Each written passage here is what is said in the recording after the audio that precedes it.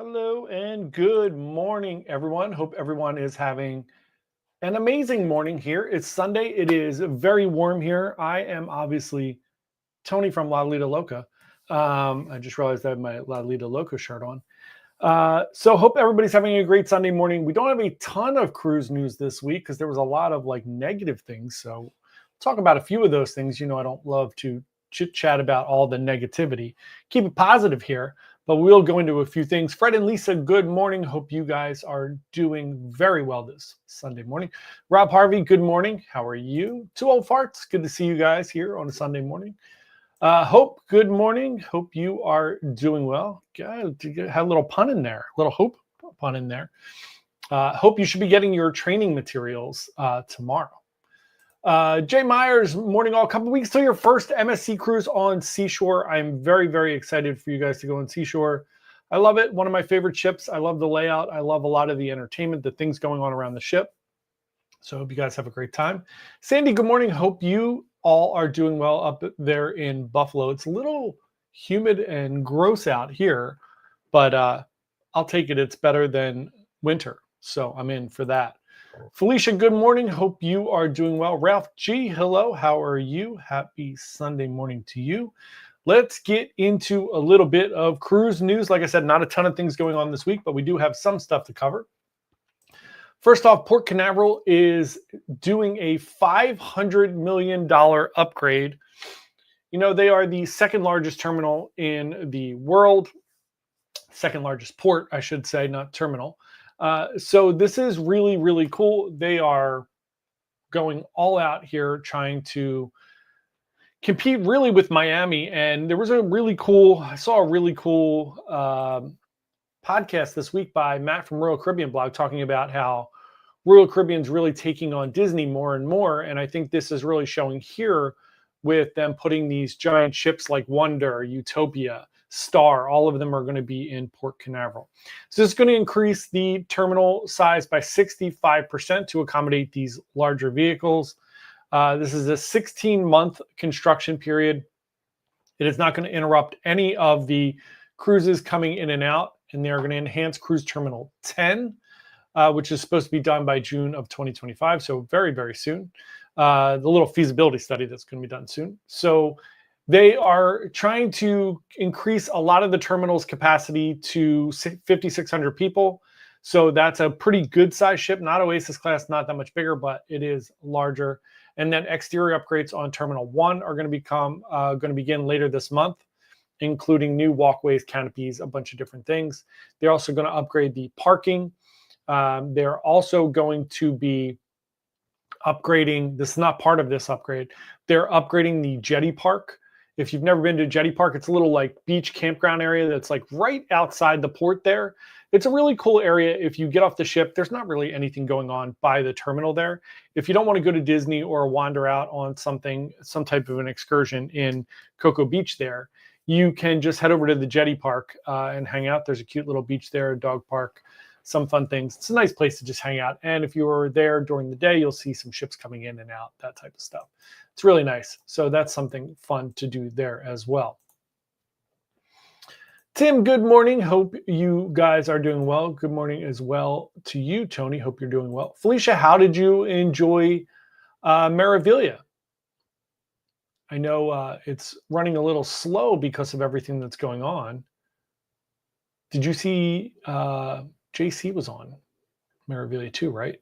I think he was on Meraviglia 2. Getting my ships confused. So that's the Port Canaveral information. Next up, I have a little funny story about Entitled Cruiser. So this happens, I feel like, every week. So there's two stories here, right? One of them was somebody was going on Utopia, and I guess they were in a Facebook group, which are really, as you get closer and closer to your cruise, they're hotbeds for misinformation and the most toxic places once you get on the ship. But I know we talk about it all the time. So I used to join the groups for the Facebook groups all the time. Just because it's nice information. You meet some nice people sometimes. I really used to love the Cruise Critic ones. They did roll calls, and then it was just light comments, and you would chit chat with people, and then you would meet in meet and greets on board the ship, etc. So I used to love those. I did used to really get into the Facebook ones and, just interact with people. They don't know who I am. I'm not on there as a travel agent or anything like that. It's just me. So and then I really started hating it once you got on the ship because everybody just complains about everything. And then I saw further and further out now, it's just more toxic information. It's misinformation. It's people, everyone on there is trying to sell you something, t-shirts, some type of things for cruising, whatever it is. And I just don't enjoy that environment anymore. However, somebody was on one of these Facebook groups and they saw that the Aqua 80s 2 show was canceled on Utopia for their sailing. And everybody started bitching and moaning about it, which is hilarious. And then they found out that it was not, in fact, canceled. There was no truth to that at all. So they were complaining, they were asking for refunds. So really, really, really funny. But that's one story. Katie Myers said, good morning, everybody. Hope you have a great Sunday. You as well, Katie. Felicia said she had a great time on Marivilia. I'm so happy. That is fantastic. Craig said, hi, John. Planning a late April cruise from Port Canaveral. When does NCL typically extend their cruise itineraries for upcoming years? Do you mean like 27? 27 is almost out. Norwegian's really weird. Royal has like a definitive schedule for when they release their itineraries and their deployments. Norwegian does not. It's like the Wild West. So 27, I would imagine, will be out fairly soon, maybe like the summer of 27, fall to winter of this year, because people are going to want to start booking that. And I know the Philly ones only go to March, and most of them only go to March at this point. So I would say maybe a few months, the 2027 April and the spring summer should be out for sure. Yeah, 2027. Yep, should be pretty soon. I always ask, and there is never a direct answer. So the other entitled cruiser information was these guests are booked on the May 4th sailing today of Wonder of the Seas.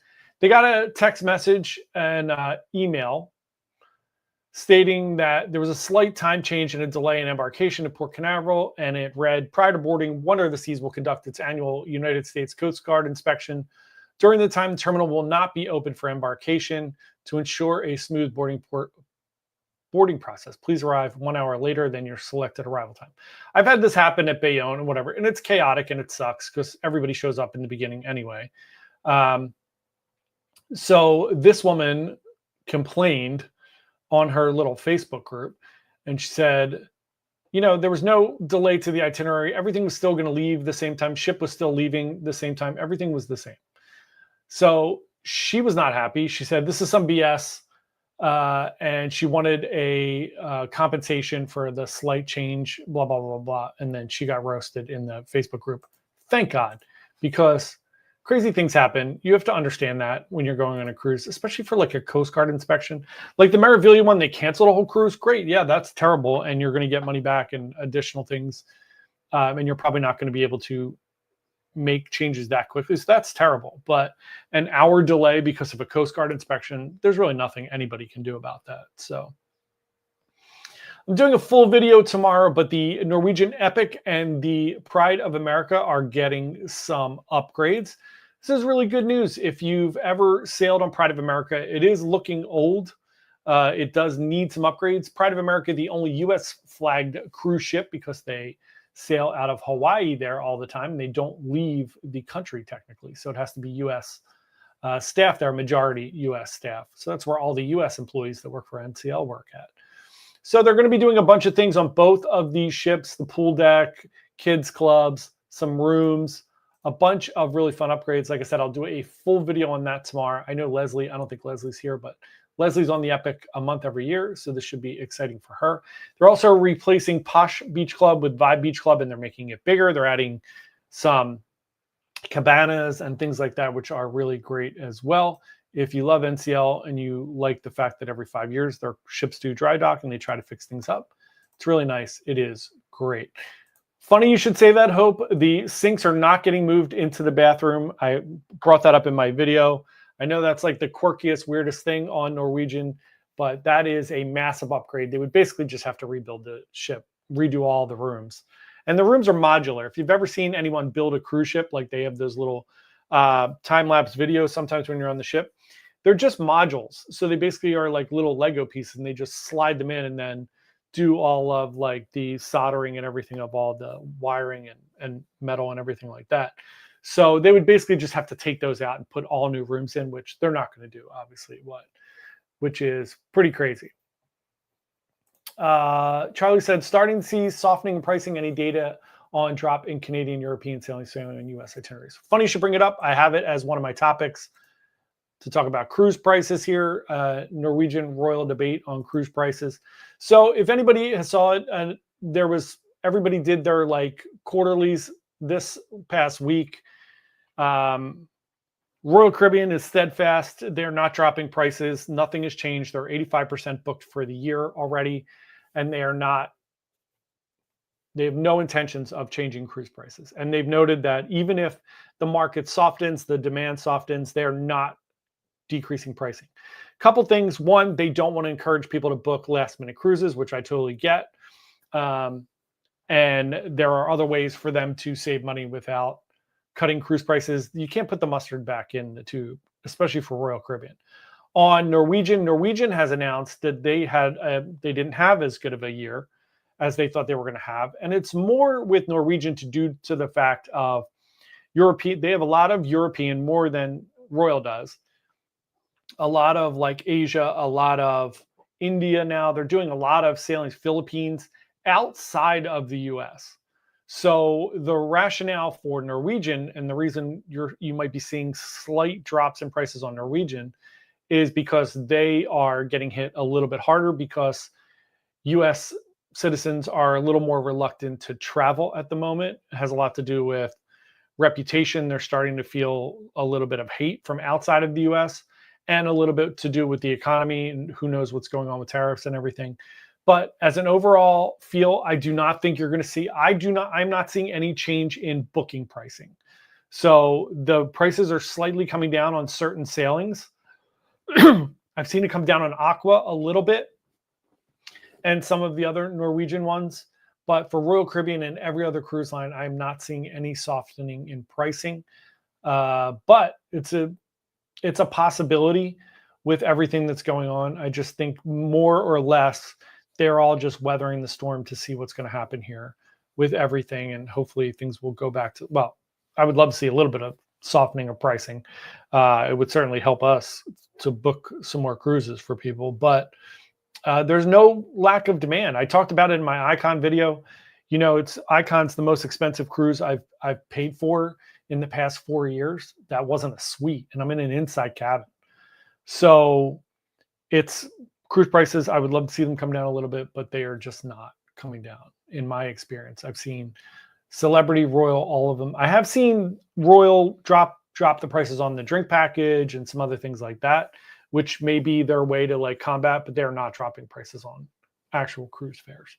Wish they would, but I'm not seeing anything other than Norwegian. And specifically, it's only a few ships. So it's interesting. Fred and Lee said, every cruise we went on left late. One was 3 hours late because someone got hurt. I was still on a ship, didn't care. Yeah, exactly. Once I'm on, look, if I'm on the ship, I don't even care if it leaves port. To be completely honest, it depends where you're at, right? So a majority of my year in my life, I leave out of New York, New Jersey, Baltimore, or Florida. So it's just the only way I can get on all these cruises where it's a viable expense for me is I can't fly to Europe all the time, or Alaska, or South America, whatever. That's what really drives up the cost. So for me, I'm constantly going to Port Canaveral, Bahamas, Western, Eastern Caribbean, not even those for the most part, not even getting to Southern a lot of times. So for me, once I'm on the ship, I don't care. We could just sit there for 7 days. It wouldn't bother me one bit. I'll pop on and off if I need some supplies, but I'm fine. I could literally sit in Miami or Port Canaveral. Port Canaveral is a little far from stuff. So Miami, New York, Bayonne's a little far. I could sit there for 7 days as long as the weather's nice. I'd prefer Miami because it's nicer down there generally all year. So yeah, but just park me and And don't even tell me. You could just do like virtual reality. Yeah, I don't even have to know that we're not going anywhere. Hope said, yes, have to sail out of Baltimore. Yeah, it is what it is. Gotta do it. It saves money. It allows me to be able to cruise more. So it's totally fine. Speaking of spending money and not feeling any pain, Celebrity might be developing a private resort in the Bahamas. So Matt from Royal Caribbean Blog reported on this week. Royal Caribbean International has purchased the Xanadu Beach Hotel, which was built in 1968 and purchased by Howard Hughes. In 1972, he lived there until just before his death in 1976. This was like a escape for Hollywood stars, all of the big stars, Frank Sinatra, Dean Martin, Lucille Ball, they all visited there. It closed in 2011. It's been closed since then, and it's just rotting away there. It is 40 acres, and Royal Caribbean for Celebrity has purchased this, and it is being, the price we think is going to be $348 million. And it looks like Celebrity is going to develop this as a private resort, maybe like their private beach club or something like that. It's really exciting. If you love Royal Caribbean and Celebrity, they certainly are not afraid to spend money and build out things. Again, I think we're seeing a real, and I keep talking about this all the time, I think we're seeing a real identity moving forward for all of these American-ish cruise lines like MSC, Carnival, Royal, Princess, all of them, right? I think the investment into private islands, private beach clubs is going to be the way to go. We're seeing more and more reduction of tourism around the world where they don't want as many tourists in different places. And with this mentality of trying to catch like a Disney, which is just outpricing itself for everyone, then building these private resorts where you're basically building a Disney on board a ship and a private island. So that is the future of local cruising, I think, right? That's on big ships, not on small ships. Hey, Bob, good morning. Bob said, hey, John, will this be your first trip on Icon? What are you most excited about? Yes, it is my first full sailing on Icon. So I'm excited about a lot of things. I'm excited about, let's see, I'm definitely excited about the food. I'm excited to just experience the new promenade and kind of see all the fun things on there, the dueling pianos, Giovanni's, which is out there now, the new ice skating rink, the new Aqua Theater, the Aqua Dome. I'm excited for all of that. So the shows and the food probably are the things that I'm most excited about, I would say. But yeah, it's all good. It's 6 days away. Couldn't be more excited about it. We're leaving Friday. We're staying at the Intercontinental down in Miami for the night. And then we are headed to the cruise terminal with all the traffic. So it should be really fun. Aqua is now home in Port Canaveral. I kind of find what they did with Aqua pretty interesting. They did a few different inaugurals where they left from Europe, Portugal, over to the US. Then they did some time in New York. They were supposed to do a little time in Boston. Then it went to Miami to do an inaugural, and now it's home in Port Canaveral. And then it's coming back up to New York in August because I'm on it in August. But I really, really love that. I think that's great that they're giving more people a little chance to get on ships in the beginning. I think it's really fun, and it's probably really good for marketing. Tony Diaz, good morning. Better late than never. No problem. You are here now. Jay Meyer said, looking at taking a cruise in the Fiji area or Singapore, what should I look for in itineraries in 2027?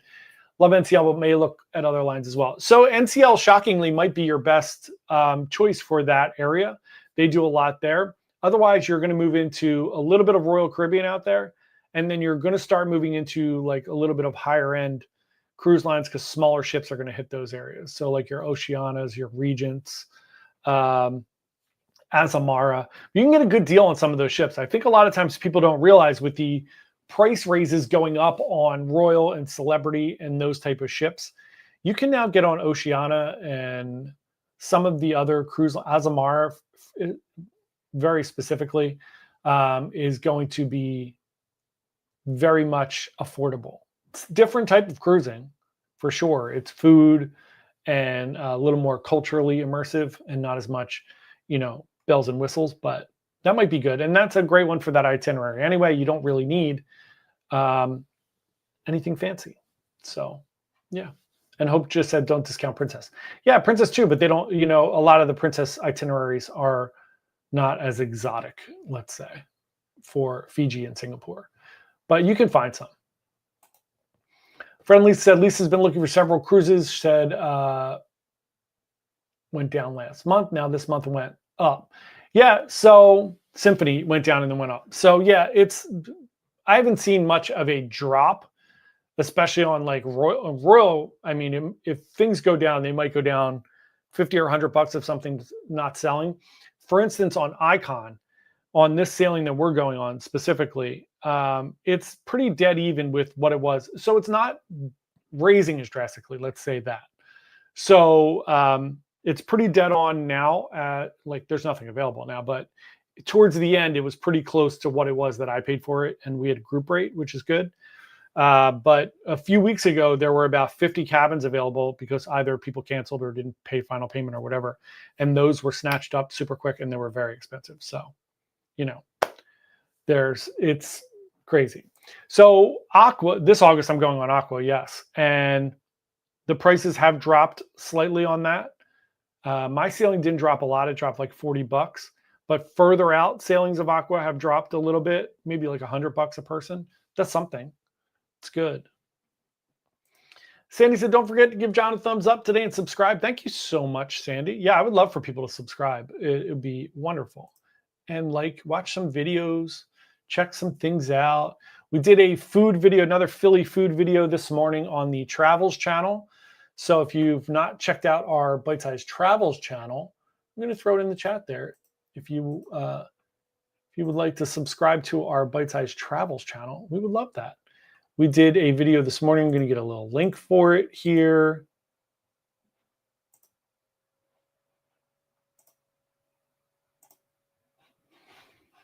Here's a little link for our video we did this morning.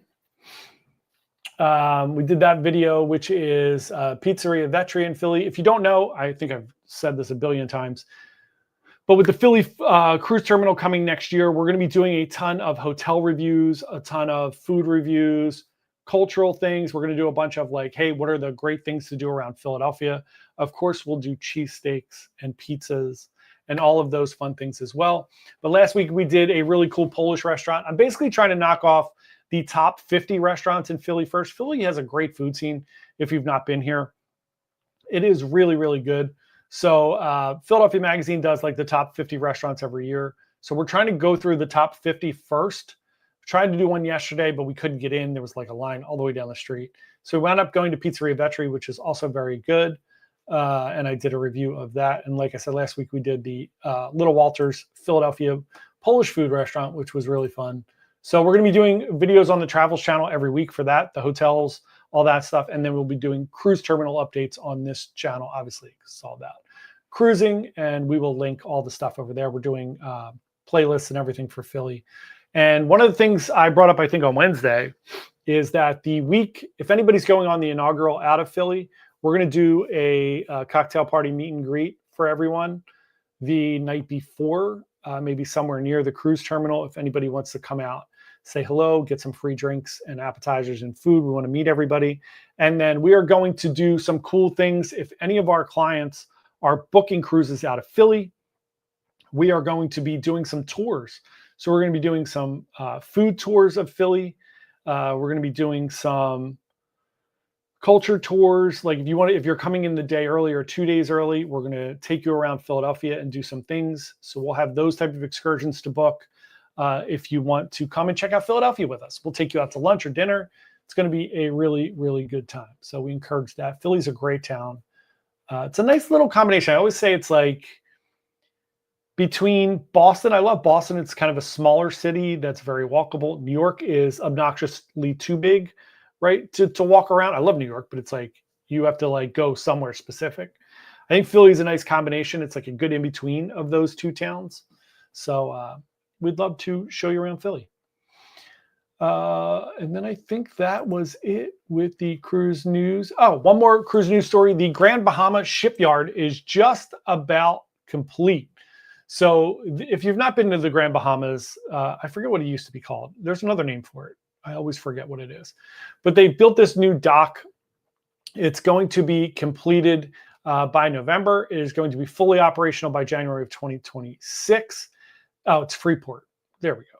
So it's a $600 million project that they've done. There's obviously going to be some private islands down there, and they are adding some fun things to that area. That is not one of like my favorite cruise ports. It's like my less favorite than Nassau, but it is nice, and it's going to be something great that we can add another port down there that's actually larger, which is nice. Natasha said, going on Icon in July. Natasha, that is awesome. I hope you have a wonderful time. I love your dog. And we'll be posting tons of videos from Icon in the next few weeks. So check them out. And if you need any information or anything, let me know. I'm happy to give you information.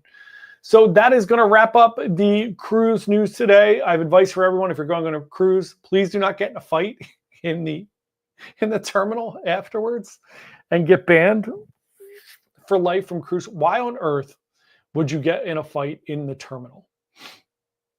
There are federal agents there. Don't do it. Of course, Natasha, my pleasure. So hope everybody has a wonderful rest of your Sunday. I will see you all. Will be on Wednesday. We have a dog walker and dog boarding expert that's going to be on.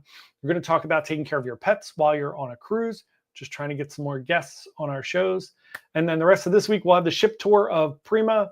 Cruise news tomorrow will be the the Epic and Pride of America upgrades. And then we will start kicking things off with our Icon coverage over the next few weeks. So thanks everyone so much for watching. See y'all Wednesday night, and happy Sunday. Bye.